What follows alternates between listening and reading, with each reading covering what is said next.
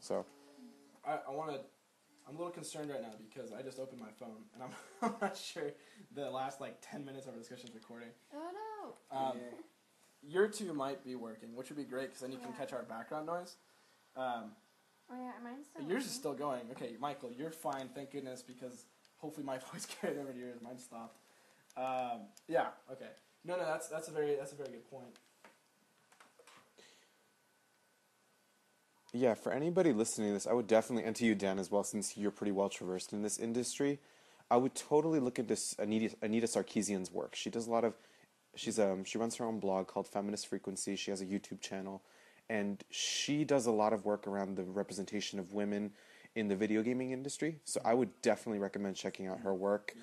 And one of the things that she does highlight in her videos is that there is a better portrayal of women in video games within the indie industry, as you were saying earlier. So I would highly recommend checking out her work, and to anybody else listening as well. Sorry, I'm still shoving my face with food. One of the other games that I've really enjoyed is Journey. It's a PlayStation 3 title. It's indie. I highly recommend anyone check it out. That's also another gender-neutral game. Because there's Is that the one that ran in the cloaks? Yeah, it's the one where I forced you to sit down and play it because of how amazing I thought it was. Yeah. But yeah, no, that's another game where your sand creatures and gender identity isn't important in that game. Or in terms of the role of the character themselves, it wasn't important to be like, okay, this character is male or female. It was more the experience of this vast world that you're not really sure what happened, and you're trying to figure out in the 2.5 hours that you're going through this game. It's a very focused experience, and at the end of it, you don't even think about it anymore. You're more focused on the narrative experience of the world around you. Now, those kind of focused experiences could be what help push the industry forward, so it can be more progressive in that nature. But no, I do think that eventually it's going to be harder for AAA developers to not make high quality efforts in establishing lead roles that are female, gay, transgender, anything like that. That I think needs to happen in the industry, because the reality is, a lot of people are, oh, why does Ivy's boobs hang out in Soul Calibur? And someone will say, well, because the majority of the gaming market is male. Exactly. Yeah, okay, that's fine. You can say that, but that's not to say that the majority of the market is heterosexual, Right. Or cisgender. It's not to say that there isn't a large body of female gamers that aren't. I wouldn't say offended, because there are a lot of female gamers that kind of just accept this, but that would like to see a more realistic, respectable, progressive portrayal of women.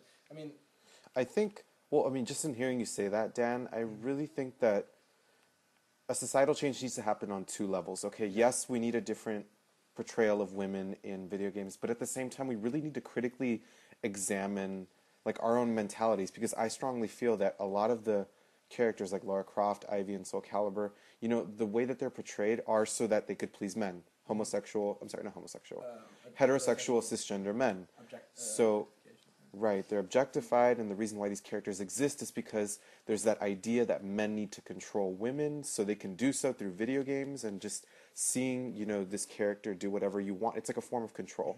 And that, definitely contributes to the relationship between, men and women. One's dominant, one is subordinate. So while we do need to see a change in, the video gaming industry, I definitely think, we need to just examine, that dominant subordinate relationship within ourselves, and change our own mentalities. Because it's really important that we just, think about it on those two levels. And you're absolutely right, by the way. It's so hard to play and talk at the same time. I'm just going around in circles. Yeah. You're talking about gender roles and patriarchy. What's funny about Ivy, though she's portrayed... Now, this could actually have intentionally been done in a very satire way. Ivy might be dressed very exposed, but she carries the whip and kicks ass in that game. She's very powerful. Very powerful. Very right. powerful, yeah. Now that's just that's kind of a stretch. That's just one aspect of maybe that's possible. But again, you're right. It doesn't even happen on 2 levels. I think. I think we talked about this in women's portrayal in media at the Women's Resource Center last semester about how a lot of these type of experiences contribute to the perpetuation of objectification of women. And I'm not going to argue that, but I would also argue that since it does happen on 2 levels, I do think a pretty healthy chunk of male gamers, just because female characters are portrayed a certain way, do not translate that into their everyday lives of how they treat women. That's not to say that there isn't also a very large chunk of men who do, but I think it's less pronounced than people might expect. And that's just through my experience, because I've played these games where Soul Calibur, right?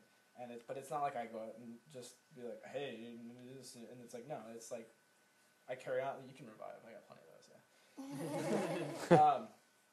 But you carry on and you're just like, yeah, that's a game, right? Exactly. That's like the personification of the male id, maybe, which is another issue in itself. But it's not. But I know individually that that doesn't carry over into exit. That is an awesome reward. but that doesn't carry over into the real world, and that's not what you should expect when you walk out the door. Exactly. It's interesting because there's a lot of characters like Lara Croft and Ivy, how you were saying that they do carry, really high weaponry, whips. They're very powerful. It's interesting just to examine that archetype of character because it gives this illusion of female power. So on one level, I would say that that's actually something that a lot of heterosexual cisgender men are attracted to, seeing a woman that's extremely powerful and yet maintaining her femininity. If you see a girl with big breasts, big ass, and she has huge guns, that's something that we as cisgender straight men have been trained to kind of see as sexy, a female with power. That's just something that we've come to like. But at the same time, she still has that subordinate position because she is female. So it's that idea. I would compare this to the BDSM community, just seeing somebody with a whip or seeing a female with a whip is just still that concept of power, even though that patriarchal, structure still exists. It's just this perception of power when in fact, things are still the same. It's power, but we can control it. Yeah. Yeah, no, that's it. I mean, you also brought up another important point. What I got out of it was, is there an issue with the fact that to make these female characters powerful, they need the materialistic aspect of she needs a gun to protect herself. I mean, I think that's in terms of the portrayal, that's less of a concern, but I think it's still there, where we have a lot of these narrative-driven games that don't necessarily give women the same power without weapons. Right. I mean, I'm trying to think of an example. I mean, okay, so I might lose you for a second, except for Jessica, because I know she's seen me play this game. It's called Persona 4. Again, highly recommend you play this game. This game, we're talking about male, female, gay, queer, things like that. This game kind of wraps that up into a tight package, and I think delivers it the most effectively that any modern game has done, in a very subvert way, where one of the characters doesn't know how to identify sexually, but you experience that struggle, and it's up to you at the end to decide, okay, he's gay or he's not, right? He uses his masculinity to sort of ward off this idea that he actually is sensitive, and this goes into male gender roles as well. So that tackles both issues. And then you have a female idol who's only been admired for her body in commercials, and then she moves away to the small town where all these other characters are, and she fights desperately to get people to respect her for her as an individual rather than this ad on TV. And that I think that's absolutely fascinating. But in that game, right, sure, there's a battle system. But that's not the focus of the game. The game is actually focused on developing a relationship and working together to solve this problem that presents itself early in the game. And what you see is strong female characters that don't need weapons to sort of stand apart, and they still carry the same sort of authority, if you will, as the male characters. Mm-hmm. Actually, arguably, the male characters are portrayed rather weak in that character, comparatively, but not in a way that's supposed to be like women over men, but as a way of sort of showing like your perceptions aren't justified in every context at all, right? So right. That's one game where I admire so heavily, not only for its effective storytelling, but because it tackles those issues.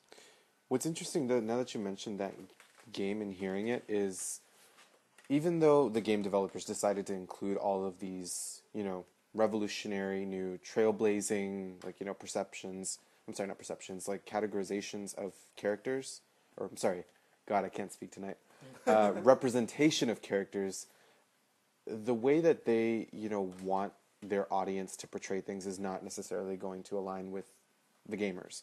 As much as, game developers do want to change representation of men and women in games. Sorry, I'm a little binaristic right now, but I'm just going to say men and women. The gamers, are still going to carry their mentalities when they play these games. So whatever, regardless of what the game developers decide to do, I still think that we carry these ideas of what masculinity and femininity look like. So, like I said earlier, we just can't rely on game developers to change the industry. We need to also look within ourselves to just, be highly critical of our perceptions of gender. Because I think that that's also important as well. So as revolutionary as that one game is, we also do need to look within our own mentalities as well.